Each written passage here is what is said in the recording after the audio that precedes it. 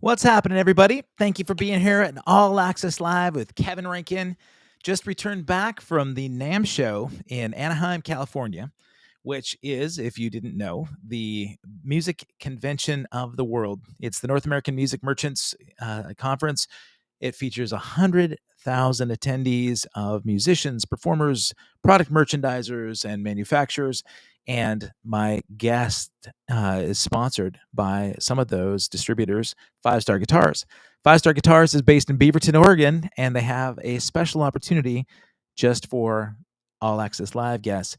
5-Star was recognized as the #1 store for sales and marketing promotion, and they are offering a promotion just for us. 15% off everything you see by going to 5starguitars.com and using the promo code as you see below.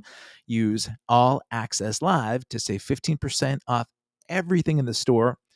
And not only that, but if you're interested in buying guitars or accessories and you order online, there's no sales tax in Oregon. So if you're out there and you're wanting to buy any gear, you're going to save a bunch of dough just by being a special guest of All Access Live with Kevin Rankin. So if you came here from any place other than YouTube, I want you to do me a favor. Open up another tab, go down and subscribe to this channel right now. Go to youtube.com/@accesskevin. And you'll be able to not only subscribe to this channel, but you can like this video. I'd love it if you share it and let people know that we've got amazing guests. A lot of guests that are coming up. You'll be notified if you subscribe.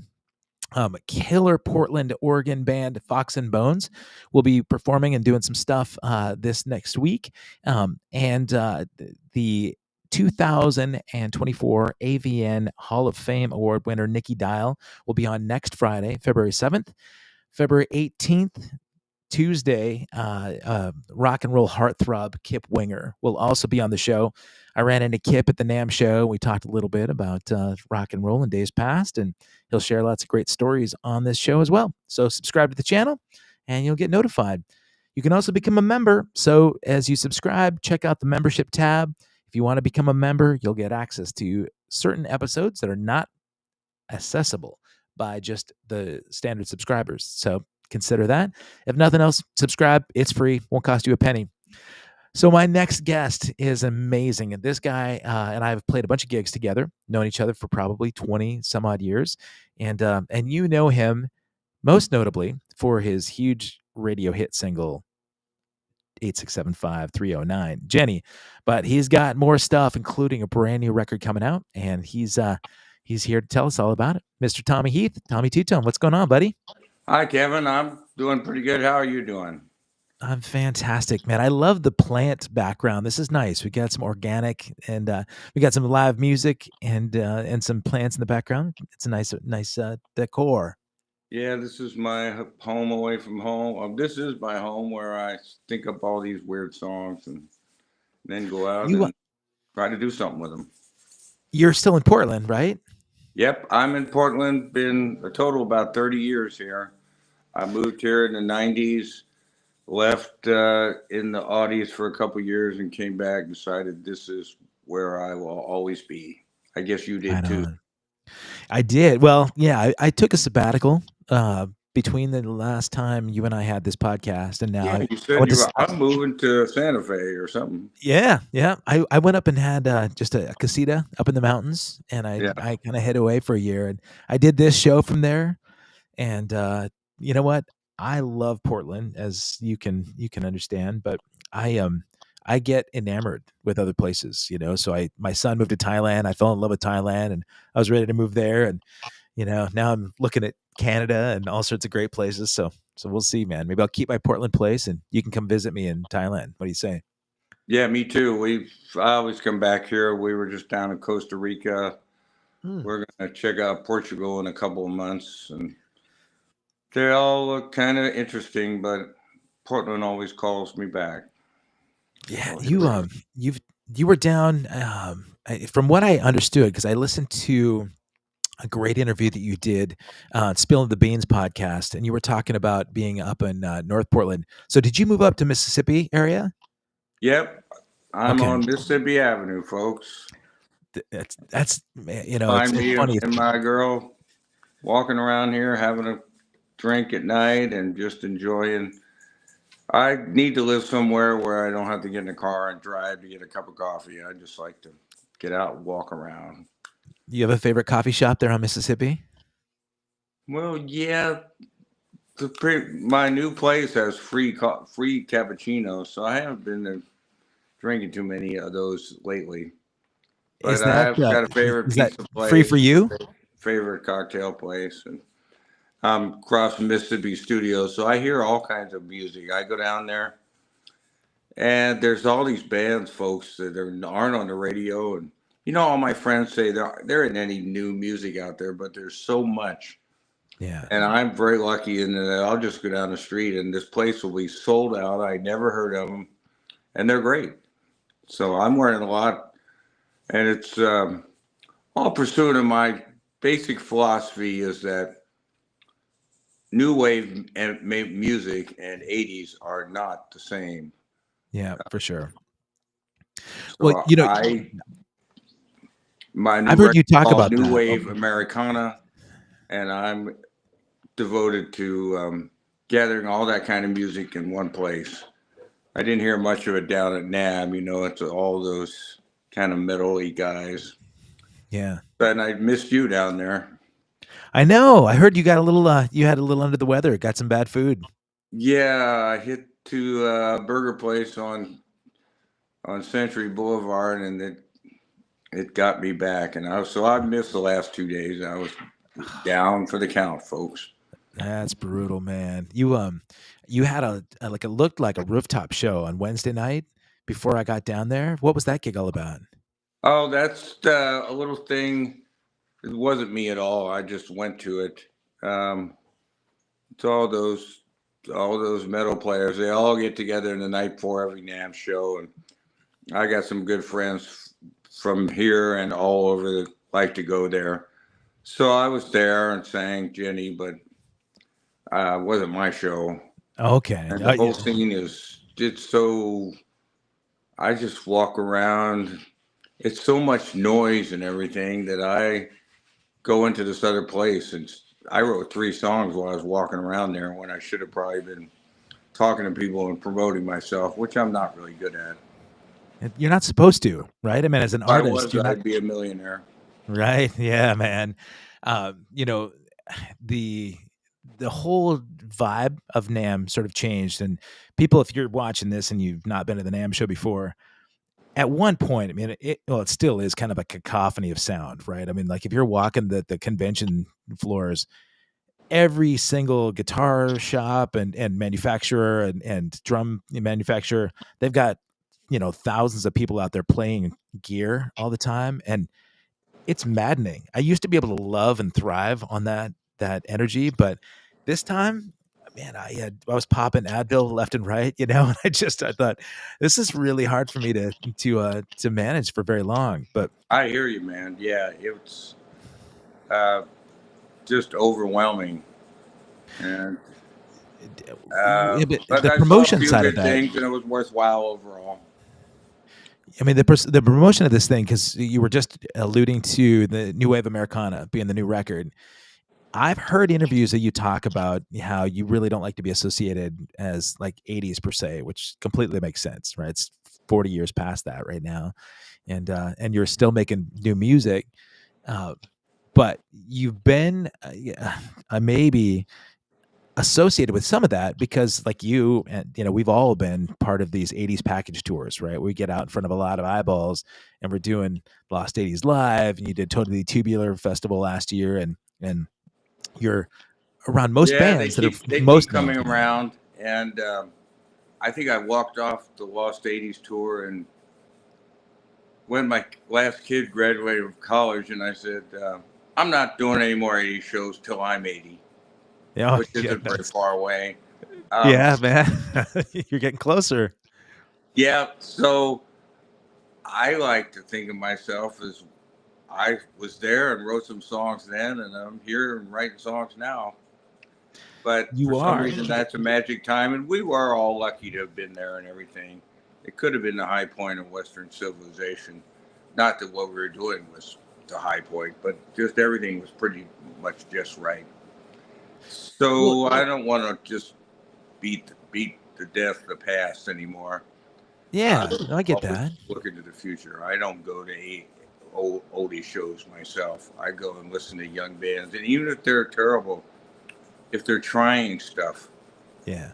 I if it's not just the same old thing, then I'm there to support them. And people try to let me in free, and I always insist on paying, if it goes to the band, because I support creative music. Yeah. You know what? A couple of things just came to mind. I do remember you coming out and seeing a bunch of shows up at Billy Blues. I would see you up in Vancouver, Washington a bit. You came in when my kid was playing up there once, and I thought it Okay. was cool of you. You know, it wasn't one of your own gigs, and a lot of musicians that have done this for a career for their lifetime, the last thing they want to do is go back into a venue where they have loud music. But you've been doing it ever since I know you, which is super cool. Um, One of my favorite bands that happens to be in this area is right there in Mississippi Studios all the time, called Tango Alpha Tango. Have you caught those guys? Who are they now? I can't quite They're hear you. called Tango Alpha Tango. They're Turn your great. meter off here. They're a great band. They play Mississippi all the time. But if you haven't heard them, I'm going to grab you. We'll go out and check them out the next time they come in town. Yeah. Anytime you want to go, I'm just a half block away.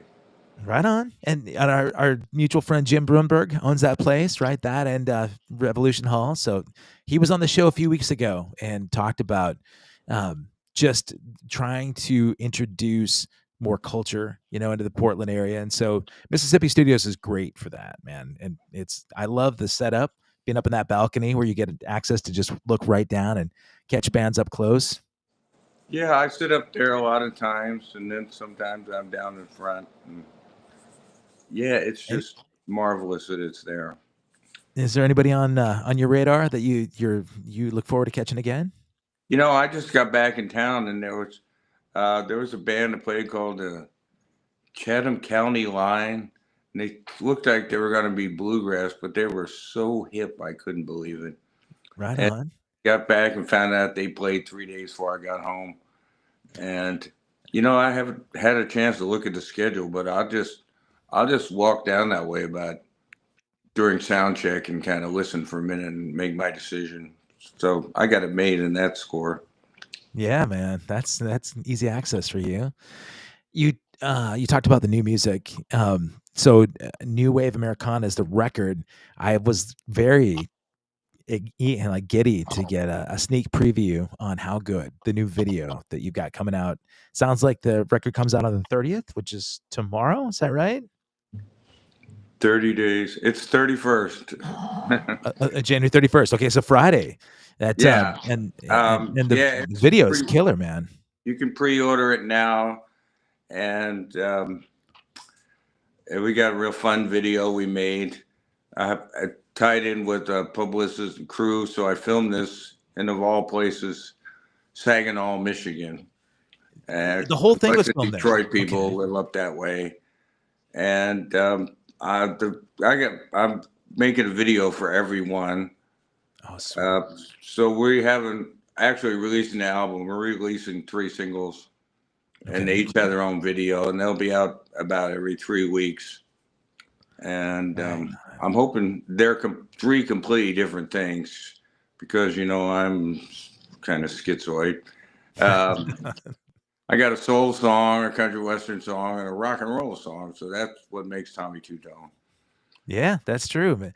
Well, How Good is the one I heard. So that's your rock and roll tune, right? And no, that's the soul song. Okay. That's All my right. concept of soul. Yeah. Yeah. Well, I mean, it has a Michigan, like a Detroit kind of vibe to it for sure. And I love the Mustang. You can't go wrong with that, man. Like, did they send that one home with you? Yeah, I could play a little bit of it for you if you like. Oh yeah, man. You can do that right up there, a little acoustic. Let's see here. Yeah. Here, I'll hide, man. Let's share a little with Tommy. Hit it, man.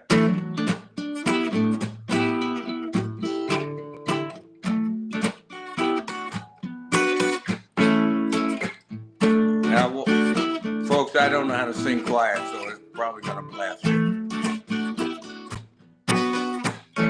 How good is a good thing? How strong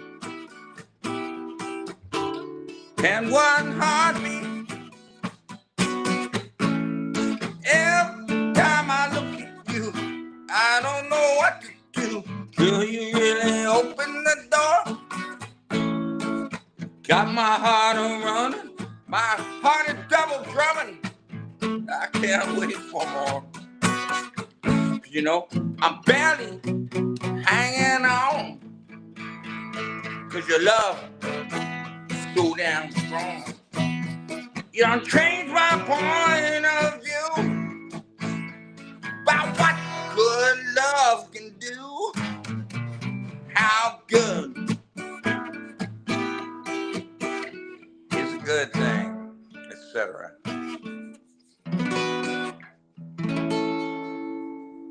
Nice, man. Very nice. Yeah, buddy. I appreciate you pulling that one out. I loving in the video, you've got a really talented female like singing that backup part with you. So she's got that call and response part. Who is that on the record? That's a girl. I've actually recorded the whole record down in Las Vegas, and it was, Okay. uh, produced by a guy named Bobby Ferrari, who's a friend of my old bass player, my original bass player, Terry Nails, who's also the co-producer. And I just turned it over to them, and this gal came in. Her name is Chandis.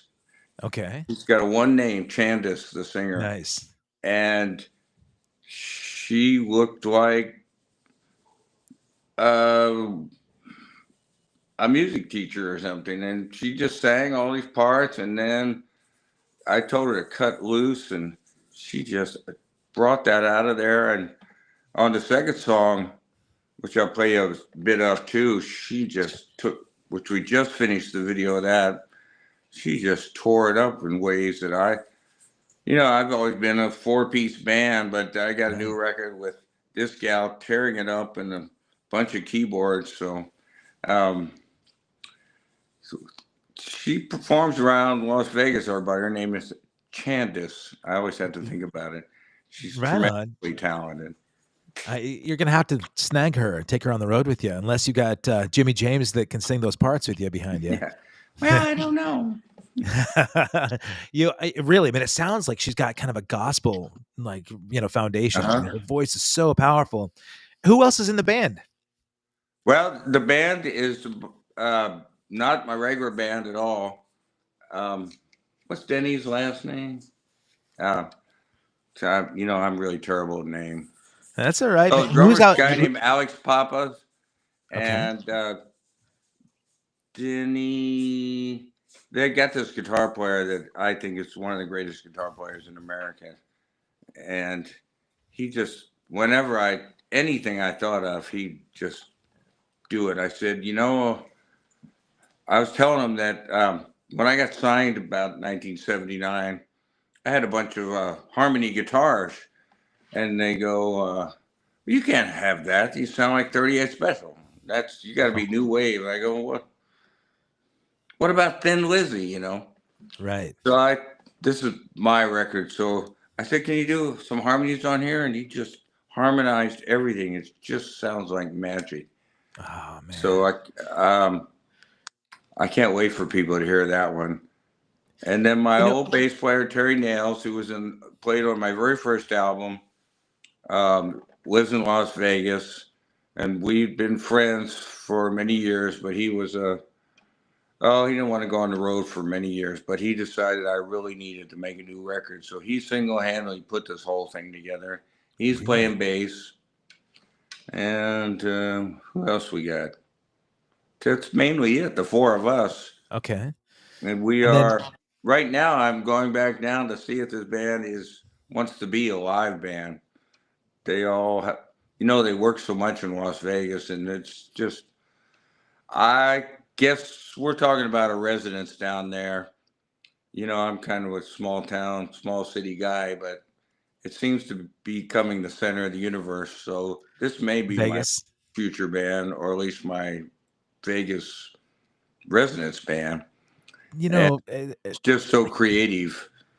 It's not like, well, how does this part go exactly? I go, you got to learn to follow the real Tommy Tutone, and if I let him go, I have to explain to them, like I'll explain to you, that this version of me talking to you isn't that crazy guy that goes on stage and sings. He's nuts.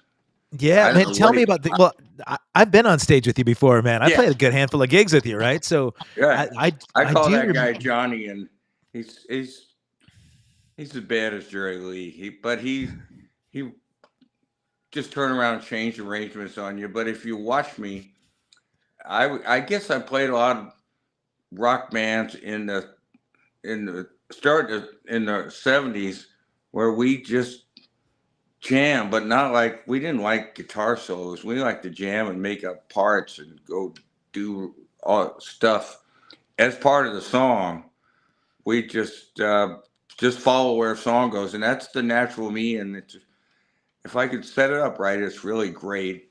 I think I'm only kind of average for somebody who just go out there and play play everything just like it should be.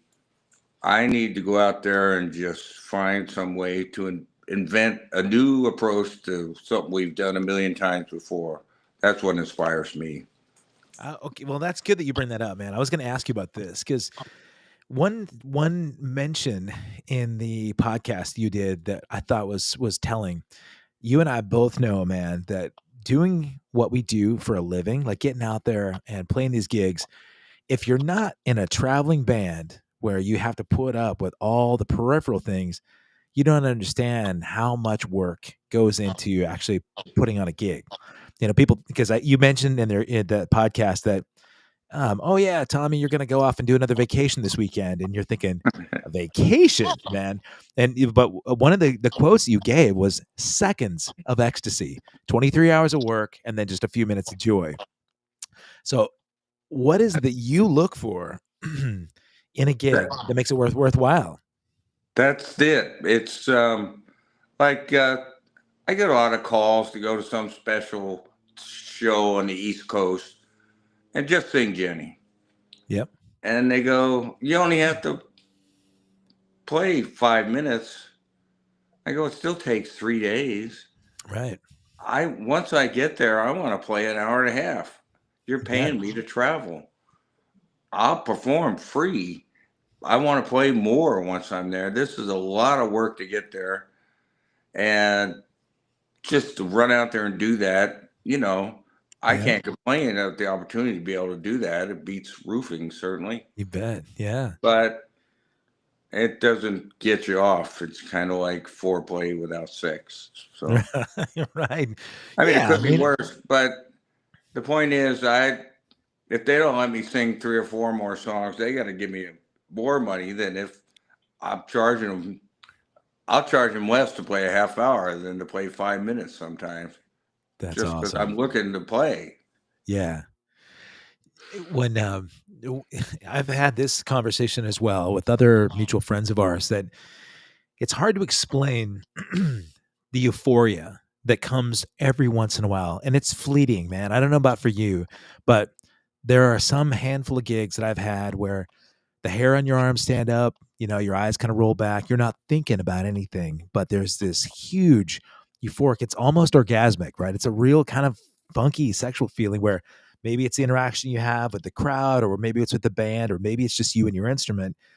And it's I wish it happened every gig. But for me, that's the drug that I keep chasing, is getting out there and kind of chasing that opportunity to get that feeling one more time. You know what I'm talking about? That kind of Yeah, vibe. that's exactly what it is. To me, it's like Time standing still. You it's got a like coach. the coach is saying, "Don't mumble." Da, da, da, da. Yeah, no, you're great. Um, You're great.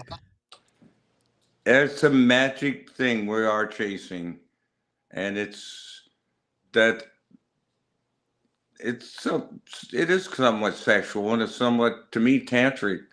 That Yeah. everything's flowing, and all of a sudden, uh, all the walls disappear, and then that guy I'm telling you about, Johnny, he'll go, "Well, as long as we're here, we could do this, and I'll just take everybody and go, let's go this way."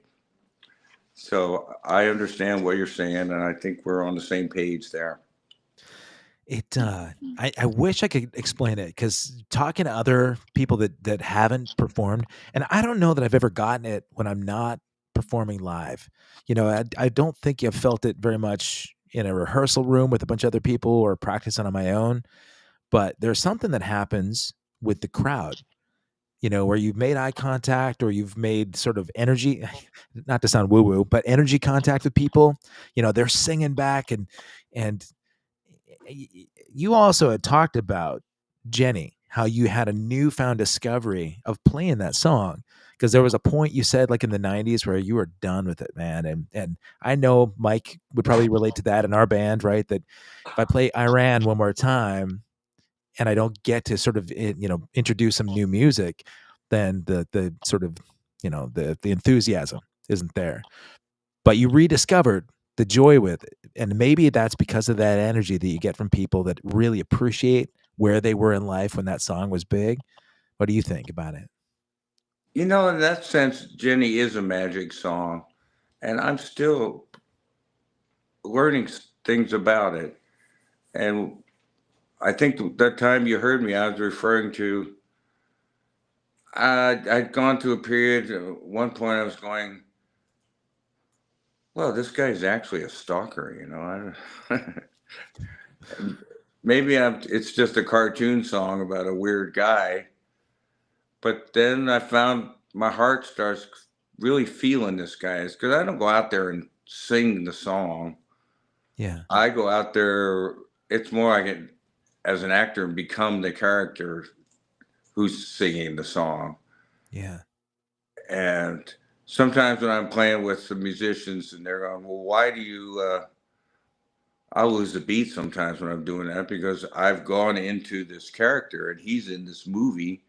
And oh yeah, I'm also moving my hands down here, but this guy's pursuing his way, and I'm going down this alley, and everything's happening to me. And um, Jenny has this magic ability to do that a lot. So I enjoy playing Jenny actually once a day. Yeah, right. Yeah. Well, if you're getting paid to go do it, then it's just a bonus, right? But Yeah.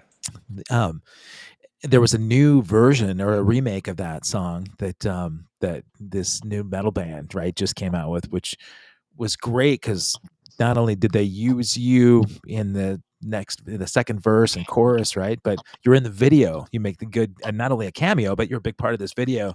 So uh keeping generations of people interested, by sort of having the song introduced with different genres and different styles, man, that's got to feel pretty good, huh?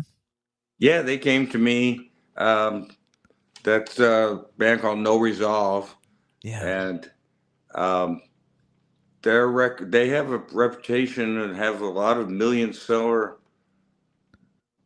what do they call them now, renditions, Okay.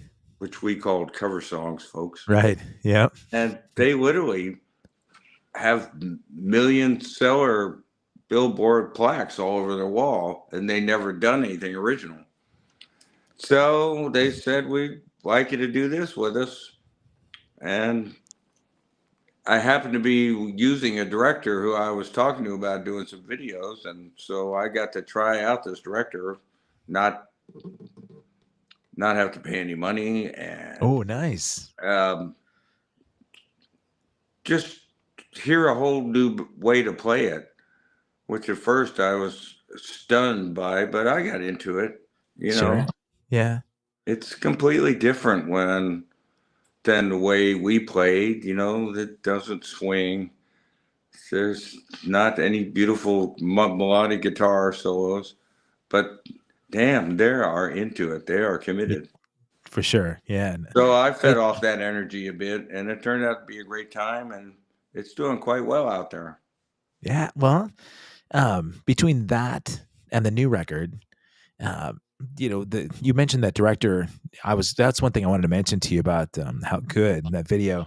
It's really well produced, and it looks like there was a pretty nice budget, and the locations are awesome. You mentioned Saginaw, Michigan, as this spot, but there's a point where you're out standing on these rocks in the middle of a river somewhere, and That's in a town called Frankenmuth. Is that German? It's a German town in Michigan, a real tourist place. right near Saginaw, Okay. and we just went out there and made the most of it, and it made me walk out in the middle of the stream and sing and everything.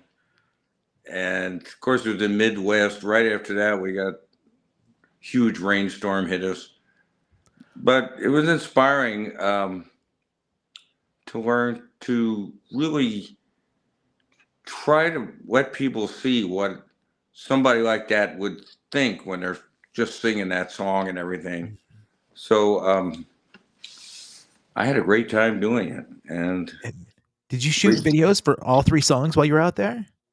one of the videos is I did back here, and Okay. we did 2 new ones, and then that No Resolve Jenny remake out there, Okay. and then I have one being done here. Right on. So Who's doing the one here in Portland? oh, that's old Ben Steeper, the guy who's produced the video for Sylvia 2 years ago. He's a Really? tremendous talent. Right on. That's great, man. And he's just an amazing person. So I really learn a lot by watching directors because, you know, when you're doing a song, I remember when we were first coming out, before Jenny and all that, people were trying to do videos of us. It would be like some college film school crew, and they just follow the song, and that's boring. So there's this certain way that directors can refer to the song and yet create something totally off the wall that I would have never thought of. Yeah. That says something completely different than the song. So you have a reason to watch a video, and it inspires you. Excuse me. A video that just told a song, you could do a video better in your head than one that just the early ones. But anyway, both of these directors are really, really great. And of course, just like with producers, I'm sitting there trying to steal all their moves. And my wife and I are just watching because we're going, what is it that they're doing now? It's just such a creative thing. Maybe we could do this ourselves. So we're trying to steal all their licks. Right on, yeah. You realize that there's a certain kind of guy, and both of these guys have that touch. And I was thrilled to work with both of them. And I'm going to put out a video for every single song. I may spend all the money I make doing it, but it's a good legacy, I think, because I love all the songs on my new record, and they're all really different from each other. And at first, I thought they would never tie together. There's rockabilly and country western and everything. Yeah. Then I started to hear that it's all part of me, and I decided to call it New Wave Americana. I love it, man. Were you an MTV guy? Did you watch videos back in the day? Well, the thing is, yeah, in hotels. Okay. Because I was out in the Midwest when MTV, folks may not realize this, but MTV was made in New York and LA, but it didn't show there. Right. People in New York and Los Angeles couldn't watch MTV. It was all in the Midwest. So these people had no idea they invented a whole new medium that wasn't TV, it wasn't music, it was MTV, VH1. It's an alternate reality almost. And just walking through a dressing room or a hotel room with videos playing, it's just such a magic thing. And then suddenly I'm walking down the street in Wichita, Kansas, and people are saying, "Hi, Tommy." It was amazing to me because at that recognized time, you. I was from San Francisco and I couldn't get the time of day there. Right. Yeah. So it was down in Texas and up in Chicago and Florida, everything that embraced me more than where I came from. So what were the videos? Oh, I see that Caleb Rankin's there in the chat. He said he loves that axe in the background. Very cool. What is that guitar that you've got on the wall there? Let's see. Which one? Let's see. There was one right behind you. There's that. Yeah, oh, beautiful, man. You got the hollow body there. The telly. That's kind of Gretchen Castor. Okay. Nice, yeah, and then you got what looks like the Strat with And that, that's the a $50 bass that I picked up that I love. good And man. I I just bought a Jazz Master over here, and I don't have that many guitars, but The Telly is your main, right? Don't you typically yeah, play Telecaster? Yeah, I'm a Telly man. that's what I But thought, yep, sometimes I want to hear a little something, a little wang bar on it, and sure. I started out on a Fender Mustang actually. Oh, did you? Yeah, right Oh, on, that's a oh great yeah, car. I and my Jazz Master has all the same controls. But I've always been a Telly man, probably always will be. it's kind of a But trademark for you. yeah, Yeah, um, you had talked about living in San Francisco, and one of the things that I loved in your history, there was a point that you talked about hearing in the '70s, that the world was not a very safe place, that, civilization was gonna come to an end, and you wanted to move up to an area where there was a safe spot. Like, you moved out into this kind of remote area in California, right, in the mountains? um, yeah. I had this. I thought everything was ending when Reagan got elected governor of California, and I go, this world is going crazy. Yeah. Um, Long before was it president? Anyway, I go, there's going to be rolling bands of people around here. I got to get out of here Yeah. And because. So I moved up to a little town in Mendocino, not the really hip town, and played in both a country western bar where none of my friends would go, and in a rock and roll bar. And I thought I'd stay there forever. And then 3 years later, I couldn't play in either one. The world became polarized. You had to play exactly some years. When you play somewhere, you got to play exactly the same kind of music, and everybody dresses the same. Mhm. And then it swings the other way, and you want to go somewhere where things are versatile and you got a little of everything. So I drug myself back to San Francisco in about 77. Okay. And they told me I was new wave, and I didn't know what that meant. Right at the beginning of new wave, right? Yeah. So that time, '77 in the Bay, you had bands like Jefferson Airplane happening right then, right? No, And that was all. This was all a reaction to all that. These people okay. hated that stuff. Okay. Yeah, well, I was just wondering about which bands were really big. Like Tubes happened right around then, right? Like late It was '70s and that, before the tubes got started. It was okay. the Nuns and Wow. just the bands that played CBGBs, the Dictators, um, just Richard Hell, a lot of bands that I couldn't really. It took me a long time to understand punk rock music. Yeah. Uh, it wasn't until I saw the Dickies play in LA one day that I finally understood it. That was the Um, band, huh? Okay. yeah, that was funny. Who They put, no song is longer than 40 seconds, and they just. Um, it just. But San Francisco was not for me, even though I felt really at home there. It was.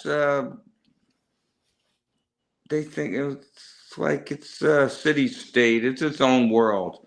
So Sure. I got signed out of there, and people still can't figure out why. I got signed instead of Pearl Harbor and Explosions, which everyone thought was a hip new band, and I was playing in Keystone, Berkeley for like 8 people, and Columbia signed me, and they still can't figure out why. Really? But Yeah. we wrote songs. We didn't have cool haircuts, and we just wrote songs, and I think I can sing them pretty good. So Oh, yeah. No. we went from there. The image thing certainly changed a lot. I mean, you talked about new wave, and of course, my boss is kind of known for that, right? That the hairstyle for A Flock of Seagulls kind of became iconic for him. Oh yeah, And, but I had my hair kind of arranged like that the other day. did you? Yeah. Well, I thought the next time I see him, I'd comb it that way. he'll be very jealous of your hair. That'll be a good way to tease him. But he's got a good sense of humor about it now. But because image was such a big deal back then, um, and you mentioned, that there was some recognizing people. You were recognizable because of MTV. But do you think MTV helped, or do you think it hurt in terms of like image being more important than the music? Well, I don't know. We just lucked out. We had my partner Jim Keller was, well, he's a preppy really, and I just looked kind of like a Midwest guy. And Terry Nails, our bass player, was a totally hip guy that encompassed everything from uh, Mink DeVille kind of toughness to lowriders to the hippest new thing. And uh, somehow it all worked. We just, people never looked at us, and I think they looked at me and said, you know, if that guy could do it, I could do it. And so I Oh, think that's why they liked me. the everyman. Yeah, absolutely. I think I was the everyman.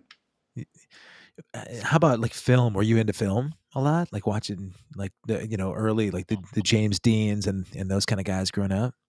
Well, yeah, I watched all that stuff, but I just had no hope of, I just looked at myself, there's no hope for me. I mean, I had a guitar player. He could put on a gingham shirt and look rockabilly, and I put it on and I look like a farmer. Yeah, well, there's an attitude that goes along with the outfit, right? But So somehow, I don't know what we did, but I think it was, must have been the songs, I guess. yeah, well, you- in that time too, because I think about coming out of the '70s, I was a big, like Zeppelin fan, and the Police, kind of came from that kind of thing, and um, musically, I think about the influences that formed like the Police. You had the ska, and you had some punk rock that combined with the pop stuff. When I listened to your early stuff too, I mean, ska sounded like it was a real big influence on you. Was that something that you would probably admit to? Well, I thought I love ska music. I don't think I could play good enough to play it. I can't play really fast. I can play fast surf music, but Yeah. and listen to Police is amazing because just like my hit song "Cheap Date" is like backwards reggae. Uh, Right. Roxanne, they're not playing ska somehow. They're playing on the beat, but it sounds like it's off the beat. Right. Can't- Well, I mean, Cheap Date's totally that way. Yeah. Where did that come from? Cheap Date. Well, Jim Keller and I had this friend of his, and he would send us pages of stuff. I think he was a dentist or something. He typed all night, um, and we just find these characters in there, and just try to take most off the wall approach. And it had to do with up where I played in the bar, and it was in Ukiah, California. Um, so we played all night, folks, and the fourth set we called the shade set. So we had a whole box of sunglasses and we passed them out. And we played what we called spy rock, where we start some weird slinky to us, kind of surf, spy guitar and stuff. And then I just go up there, maybe smoke a joint or something, and just start rapping. And sometimes I start from some of his texts, and he just put characters together that you'd think wouldn't work, but I take these guys and develop storylines about them. And then Cheap Date is one of the songs that grew out of that. Uh, and if you wrote it down on paper and you analyze, you go, "This is just stupid." But I, we pulled it off, and I it was. love it. When we were doing that, we were in that magic place you were talking about. It. We were Yeah. all had had 3 or 4 beers, and maybe smoked a joint, and And we were in a total creative mode. And that this guy inside of me would just go up there and start reciting this poetry and these weird stories, and I just see these guys. And if I sat down to try to write this song at home, I would never get anywhere, but I'd be inspired by all this. And I'd go up there with no idea, and I would sing a whole song. Unfortunately, this was before iPhones and everything, and I go, did anybody record that? 'Cause I think that was a really interesting story, and of course, once in a while somebody'd have, what were they? This the Walkman, Oh yeah, recording Walkman. yeah. Let's hear it for the Walkman, folks. Amen. If I could just That's raise the so. yeah. Anyway, Cheap Day was one of the many songs that we would just we wouldn't even write whole stories. We'd just write little brief sketches, two line things about some weird character. And it's not so much film; it's more from reading a lot of old film noir. I mean, I watched a lot of old film noir detective movies and everything, but it's more like the literature of of everything from the poet Richard Brodigan in San Francisco. How about Bukowski? I was gonna say, man, your stuff. Yeah, I was going to say yeah, Bukowski had a huge influence on me. I bet. And I just go. First of all, I was stunned that some guy could be just so talented, but just be work in a post office and be a wine addict, you know. Right, right. But Yeah. we'd read those things to each other in the bus or something, and so yeah, Bukowski's a huge influence on me. I could see that in all sorts of ways. I mean, you and I have hung out, off camera, of course, man. Some of the conversations and just life in general. Bukowski may have formed a little bit of all of our past for sure. Are you Yeah, still writing music that way? What's that? Do you still kind of approach your songs that way? Do you still write with the idea of kind of writing little short sketches and character development? Yeah, nowadays I write for about the last maybe 20 years. I wrote most of the ideas driving in my car, or just I have two different modes. One where I see a character and I sit down and try to write this stuff and work it out.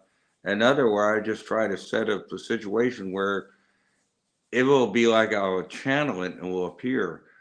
So I would back before all this. I had the little office dictaphone thing, and I would record a little bit of music, put it on my car, and then just drive down the street with the dictaphone and just start rapping.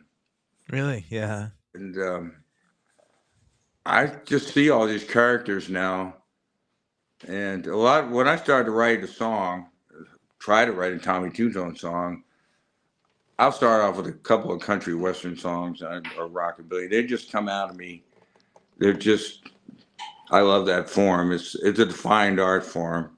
Sure. And I thought I would grow up to be a country western songwriter. And so I moved to Nashville in the 90s. And they said, your problem, Tom, is you're trying to make people think. And we don't do that here. Right. Yeah. So I gave it up for a while and went into, I was in the software business for about 30 years. I remember, man, doing a lot of database development. And yeah, you and I talked a lot about that because, we had I should have been practicing my guitar and getting better, but that was another side of me. I've just never been dedicated to doing any one thing. Sure. I would go crazy. I never play at home. I put on my shades, get in a plane, and I go somewhere, and evidently I'm Tommy Tutone, and it surprises me. But and it's evidently fun. It's fun, but to do it all the time, I have friends that are famous, and they can't go anywhere. They can't. Sure. They can't jog. So yeah, it's a curse and a blessing, right? I mean, when you get to a point of fame where there's no privacy ever, it's really tough to imagine, because you do see guys kind of go nuts and they go off the deep end. If you can't go out and grocery shop without having to sign and take pictures and get in your car, no thanks, man. Bless the people. It's fun when I can do it, and even when it's only okay. But to do it all the time would be crazy. But yeah, those people that are stuck, To me, the ultimate guy is what the singer in REM. He must be have $1 billion, and he can walk down the street. Sure. Yeah, absolutely. Well, now he's doing art shows. I think he's got like Okay. installations all over the place and doing art galleries now. But I just heard a podcast with him talking about it. But um, I was talking about the character development in some of the songs because you mentioned you've got 3 new singles coming out for American New Wave or American New Wave Americana for the new record. Um, we already heard so good, but like was there another single that you said you might have coming out soon that you might be able to play for us? Yeah, I could play. One's called Sherry Lynn's song, but it's got the big twin guitars. Let me see if I can play this one here. This is Okay. kind of a country thing. What's it called? It's called Mountain Dews and Doles. All right. Before you do, man, I just got to tell people this is pretty awesome, you guys. None of these songs have been heard, right? And Tommy's doing this stuff live, so this is a beautiful debut. But make sure that you go out to find your streaming services and pre-order the singles because they're going to be available 48 hours from now. So go to Apple and Spotify and all those places and Amazon and get a hold of this new record. So with no further ado, here comes some Tommy music for you. Okay.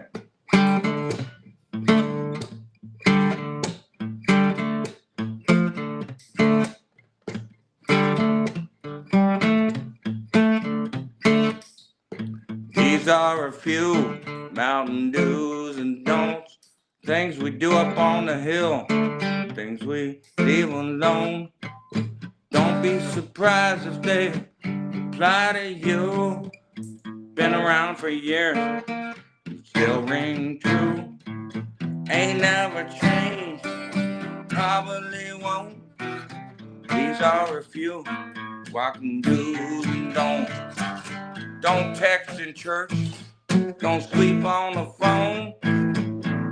Stay away from that 3 a.m. blowtorch zone. Don't have friends that you have to play the please to. Only your future wife and Jesus do you get on your knees to.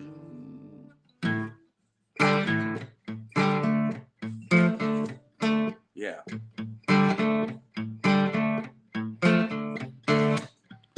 These are a few Mountain Dews and Don'ts, things we do up on the hill, things we leave alone. Don't be surprised if they apply to you. Been around for years, still ring true. Ain't never changed, probably won't. These are a few Mountain Dews and Don'ts. Watch out for Trailer Annie, she's way too hot. Ask yourself, son, if she's too good to be true. She's probably not. These are a few Mountain Dews and Don'ts. Mountain Dews.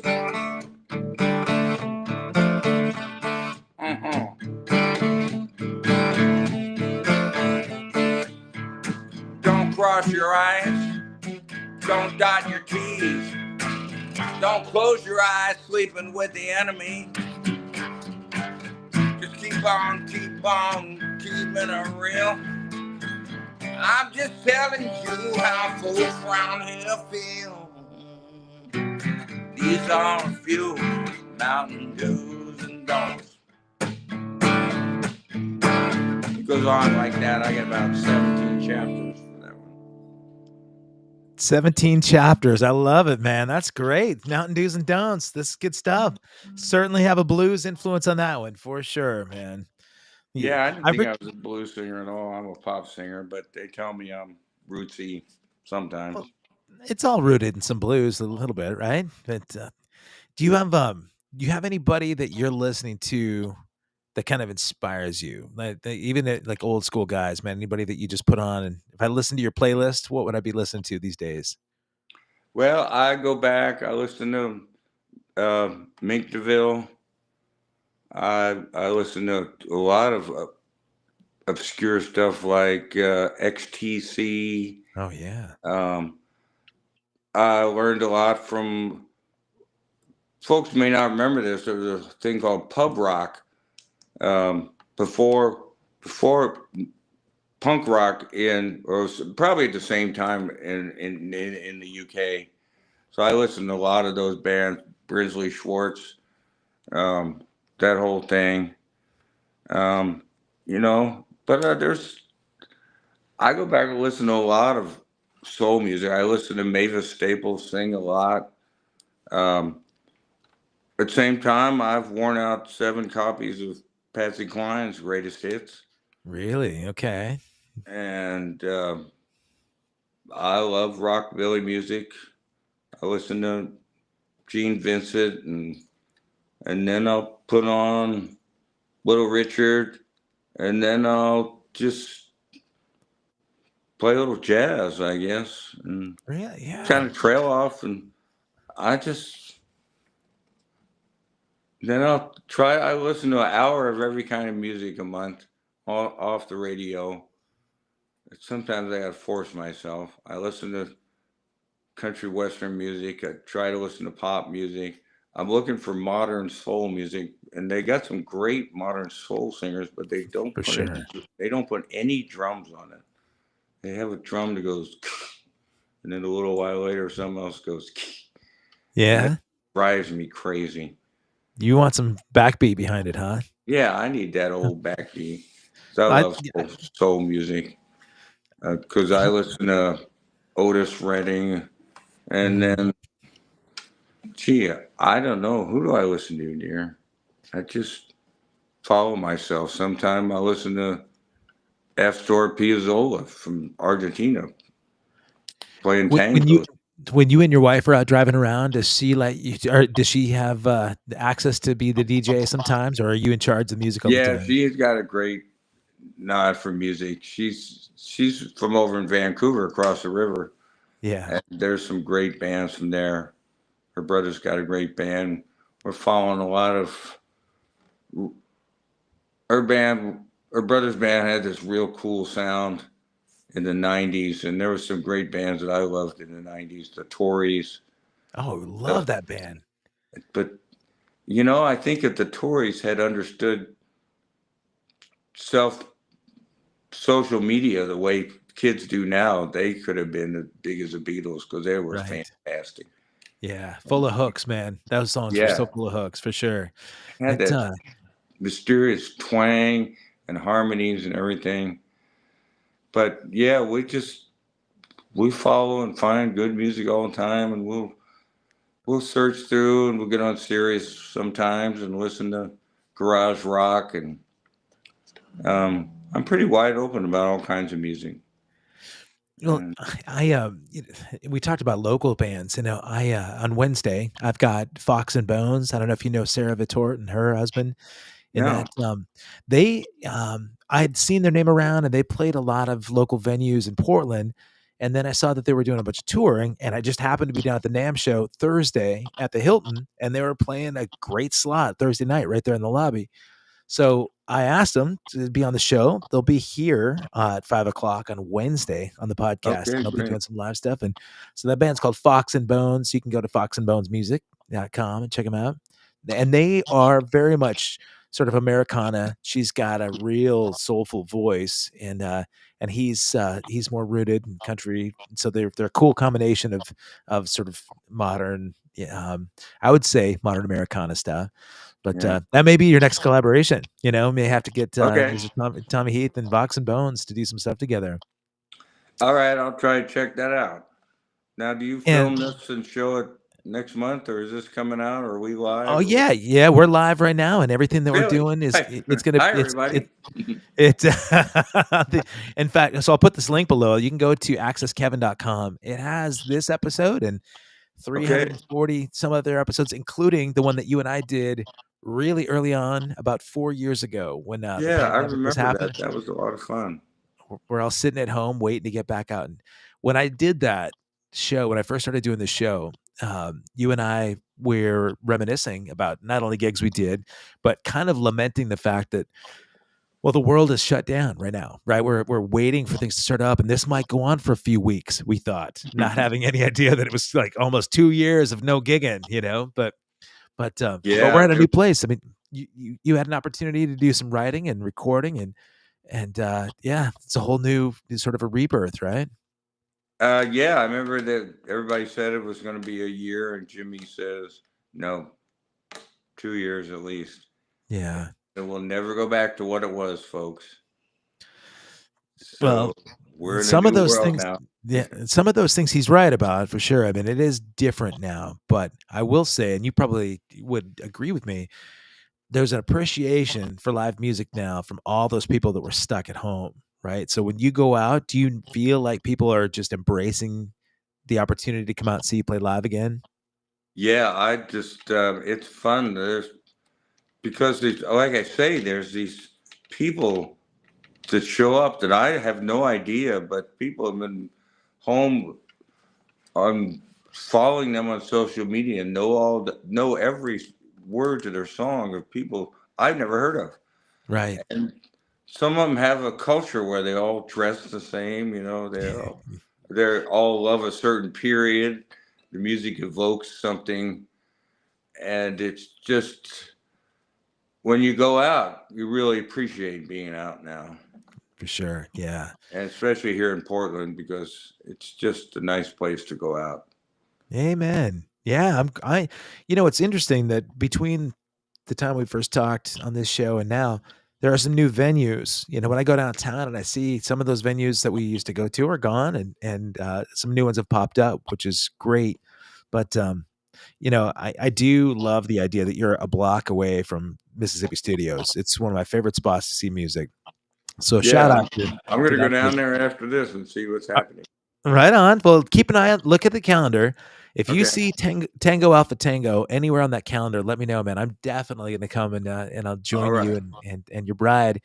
Guys, if you got here late and you missed it, you can go to Mr. 8675309.com and you can see what Tommy's got going on. He's got a brand new record out, New Wave Americana.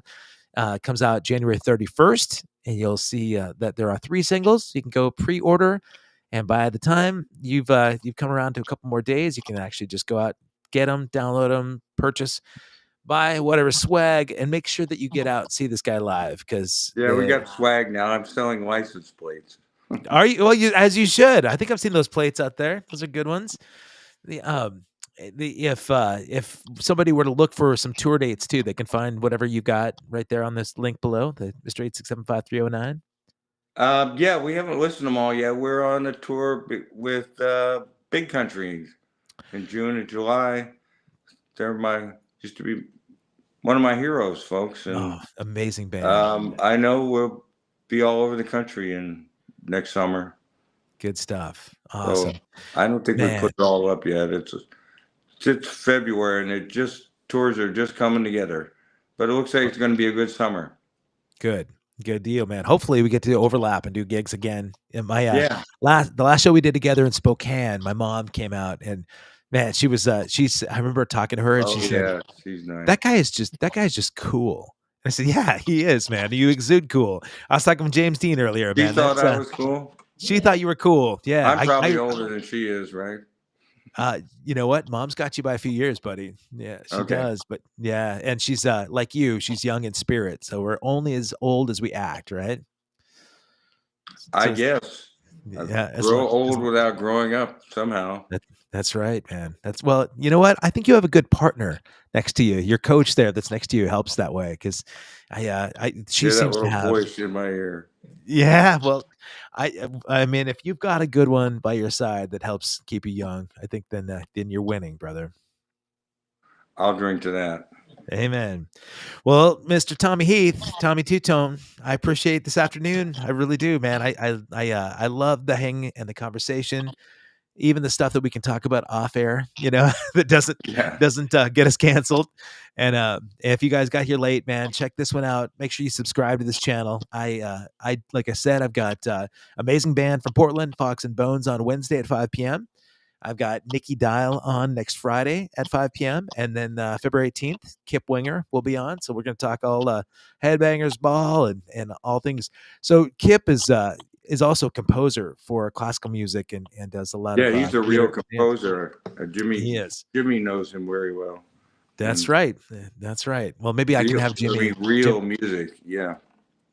But but you know, speaking of real music, man, I really do appreciate you doing the live stuff. It's so great to be able to hear your new stuff. The video is phenomenal. Make sure that you know, I'll put the links to all this in the show notes when they go to accesskevin.com so they can get all that.